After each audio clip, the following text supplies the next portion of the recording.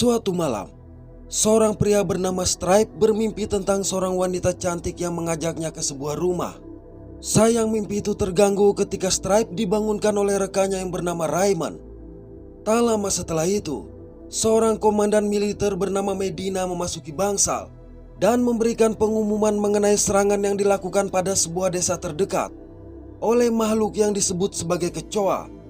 Untuk itu mereka ditugaskan menyelidiki kasus tersebut. Jadi Stripe adalah tentara yang baru 6 bulan bertugas. Dan misi ini merupakan tugas pertama yang membuatnya gugup dan takut. Tapi sebagai rekan, Raymond memberikan dia semangat. Selang beberapa waktu, pasukan yang dipimpin oleh Medina ini pun sampai di sebuah desa yang baru saja dijarah. Penduduk desa yang ketakutan mencoba untuk menjelaskan situasinya menggunakan bahasa yang berbeda, sehingga Medina harus menggunakan seorang penerjemah dari sebuah alat. Warga desa menjelaskan bahwa suplai makanan di desa mereka telah dijarah oleh segerombolan kecoa yang diduga melarikan diri ke arah rumah seorang pria bernama Heidecker. Menurut penduduk setempat, Heidecker membiarkan kecoa melintasi tanahnya dan bahkan meninggalkan makanan untuk mereka. Tidak jauh dari situ, seorang wanita yang menggendong anaknya meminta Stripe berjanji untuk melindungi mereka. Stop them coming. Medina kemudian memerintahkan sejumlah prajurit membakar sisa makanan yang telah terkontaminasi dan mengajak prajurit lainnya pergi ke rumah Heidecker. Lalu dalam perjalanan, Medina memasukkan informasi mengenai pria bernama Heidecker ke dalam sistem saraf para prajuritnya. Di sini terungkap bahwa setiap tentara di militer memiliki implan saraf yang disebut sebagai MAS dan tertanam di otak mereka untuk menyediakan data yang dapat dilihat secara langsung, seperti menggunakan VR walaupun dengan mata telanjang. Sesampainya di lokasi perumahan Heidecker, Medina memerintahkan seorang tentara bernama Leonard untuk menembakkan alat pemetaan. Lalu dengan menggunakan peta holografik dan tampilan data yang dapat diakses oleh setiap prajurit, Medina menyusun rencana penggerebekan. Medina, Stripe, Raymond, dan Leonard bertanggung jawab untuk berbicara dengan Heidecker dan menggeledah rumah utama. Sedangkan yang lain ditugaskan untuk memeriksa bangunan tambahan. Sampai di depan pintu, Medina langsung mengetuk dan menuntut agar pria bernama Heidecker mengizinkan mereka masuk. Raymond dan Stripe kemudian dengan cepat pergi ke lantai atas, sementara Medina dan Leonard menginterogasi Heidecker. Setelah bertanya mengenai kecoa kepada Heidecker namun tidak mendapat jawaban, Medina yang melihat salib di dinding menyadari bahwa Heidecker menganggap semua spesies yang hidup harus dilindungi, termasuk kecoa.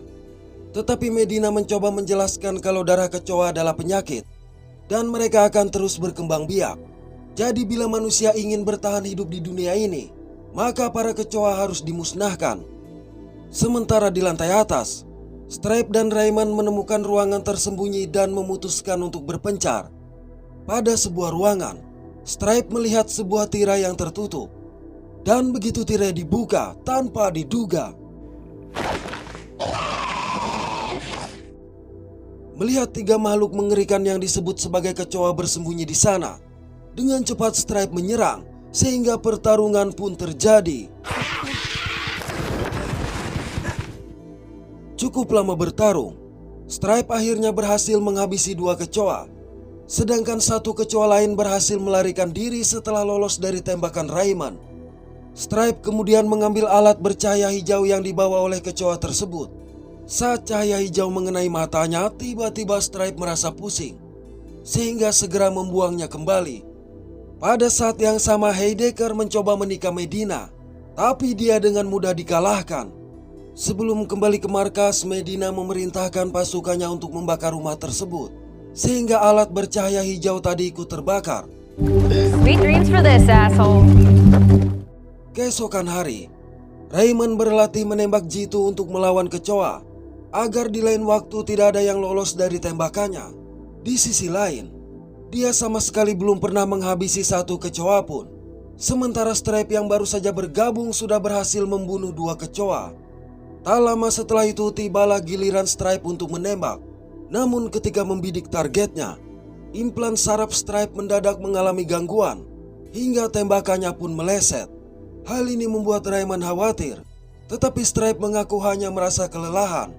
Mereka selanjutnya melakukan latihan push up Sayang implan saraf Stripe terus mengalami gangguan sehingga mempengaruhi performanya. Medina yang memperhatikan hal ini memerintahkannya untuk melapor ke ruang pemeriksaan. Seorang dokter lantas menjalankan tes diagnostik pada implan Stripe, tetapi semua tampak normal. Jadi dokter menganggap sakit kepala yang Stripe alami hanyalah efek samping dari pertempuran pertamanya. Mendengar itu, Stripe menceritakan perihal alat bercahaya hijau seperti senter yang dimiliki oleh kecoa. Sayang sang dokter tidak mengerti akan alat itu dan merujuknya ke seorang psikolog militer. Alhasil Stripe menemui psikolog bernama Arquette. Di sana Stripe mengisahkan pertarungan jarak dekatnya dengan kecoa di kediaman Heidecker dan berpikir pertarungan itu menyebabkan implannya mengalami masalah, walaupun hasil diagnostik menunjukkan sebaliknya.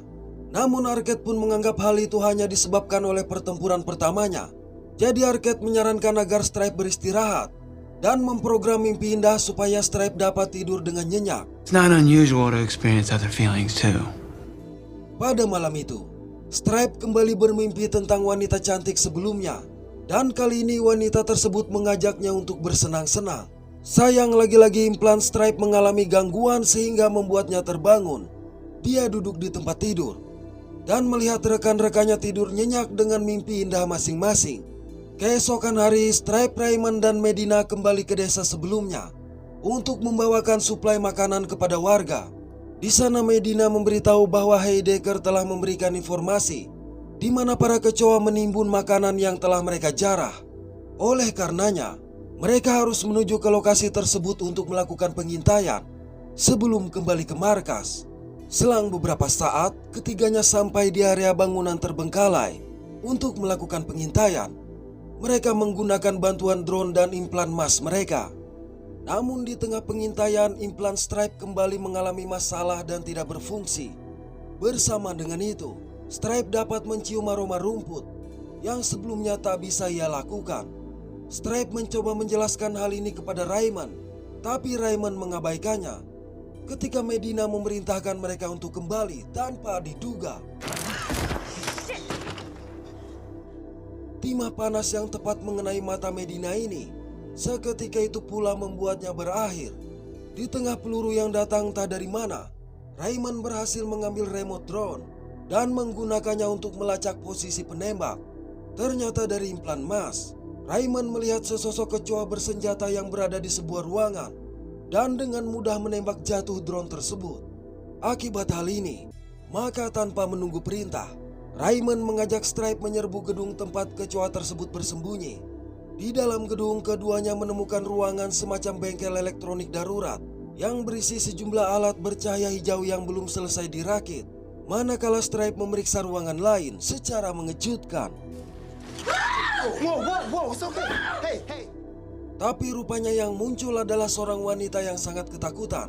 Oleh sebab itu Stripe memintanya keluar dan berjanji tidak akan menyakitinya.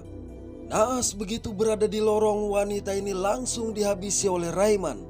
Tindakan Raymond yang menghabisi warga sipil tentu saja membuat Stripe heran. Tetapi Raymond tidak peduli dan terus bergerak maju. Dari situ, pembantaian terhadap semua kecoa di gedung pun Raymond lakukan.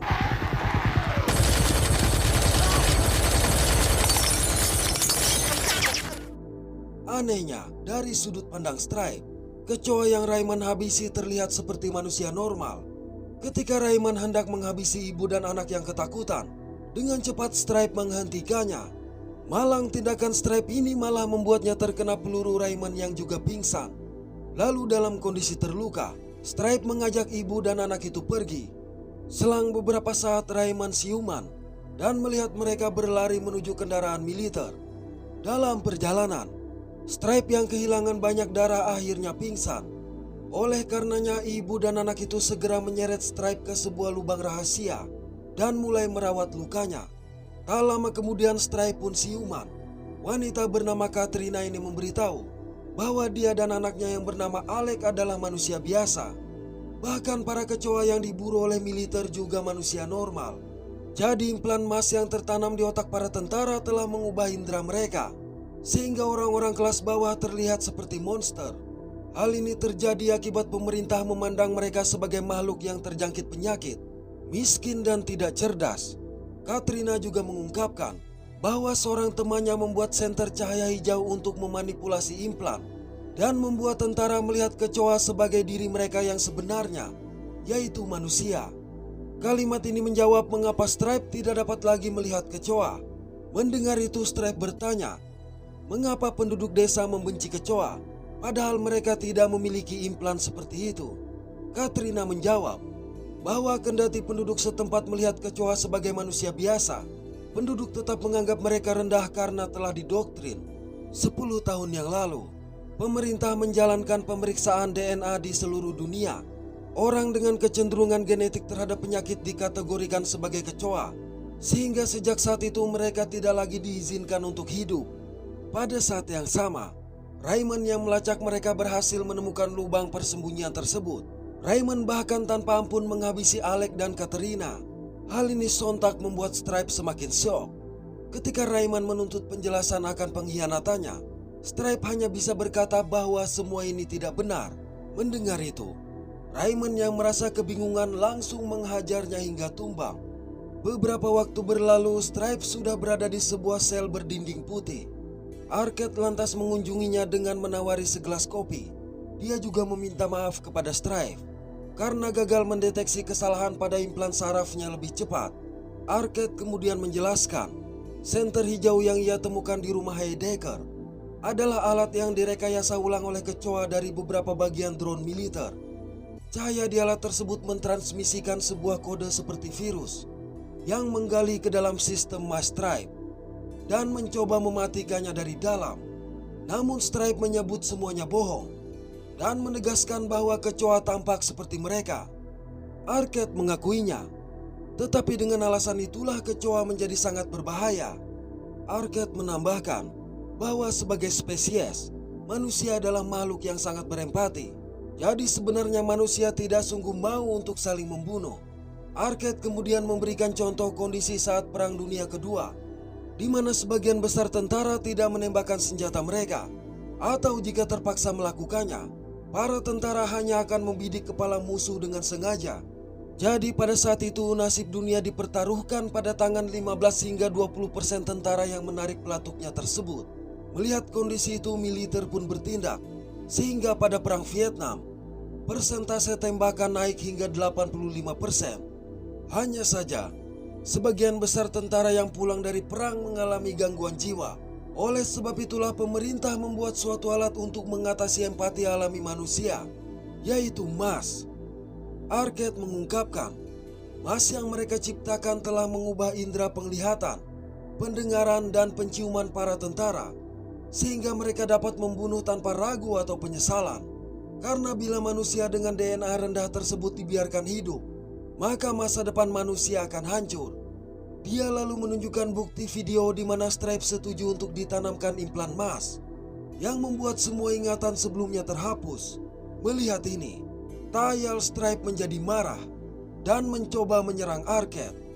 Tetapi Arquette segera menekan remote untuk membutakan Stripe. Hal ini menegaskan kalau implan yang tertanam di saraf Stripe berada di bawah kendalinya. Arquette kemudian menawarkan dua pilihan kepada Stripe. Pertama, mengizinkan militer untuk mengatur ulang implannya, sehingga semua ingatan tentang beberapa hari terakhir dan pembicaraan ini akan terhapus. Dan pilihan kedua adalah dikurung selamanya. Dikarenakan Stripe mengambil pilihan kedua, maka Arquette memutarkan rekaman saat Stripe melakukan misi pertamanya di rumah Heidecker. Dalam rekaman ini, Stripe melihat dirinya yang ternyata dengan kejam menghabisi manusia normal yang memohon untuk diampuni. Dia juga mengetahui bahwa kecoa yang kabur dari misi pertamanya adalah Katrina. Setelah melihat rekamannya mengguncang jiwanya ini, Stripe akhirnya setuju untuk mengambil pilihan pertama. Dari situ terlihat Stripe yang sekarang telah mengenakan seragam perwira tentara, sedang dalam perjalanan meninggalkan markas dan mendatangi sebuah rumah. Dalam penglihatannya rumah itu sangat indah, di mana wanita dalam mimpinya berjalan ke arahnya. Namun pada kenyataan itu adalah rumah kosong yang bobrok. Oke, terima kasih sudah menonton sampai pada akhir konten ini. Mohon maaf atas ketidaksempurnaan dari kami. Semoga terhibur dan sehat selalu. Mantap.